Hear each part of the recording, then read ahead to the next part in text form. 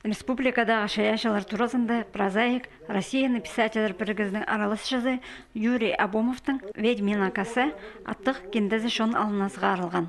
Хабар жекізе 9 хостыры аймақ кізлерінің шуқтазының паза 9 оңдайларының танызарға келіскен. Еде ол шорық танығыларын чып, бір кенді темніп салған. Мұнцы аның бастағылы шартығы.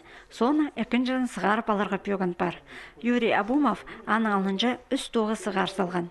Анды писатель шуқтаста болған сын керектеріне көзіп берген.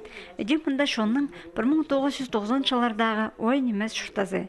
Хазыл жық күскісті оңдайларының шарыдыл барған. Ол аны үш жыл темнен. Өріністік біздің чаячылар Эредіне еще на чаячы кізі келген, ал уже үскінекі басылған, 4-ші кілгізі. Но оның келшіктің са бар, Орыстаның Ерофеев, Москва, Петушки. Юрий Абумов на кендезінде Асқы Сайманың ал хонен шақсы шарып берген. База аймақ шасығы кізлерінің шутасты арлы болбен шатқан сетіксінізін әлі көзіт берген. Шет писатель сын шутасты шүре барының кізлерге хажанда шағын.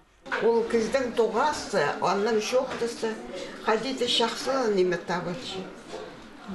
Вот мен азына қачым. Кізінің омасында, кіздің қылейінде, аның шақсы істі, Правильный арлых ансы – это номер 1.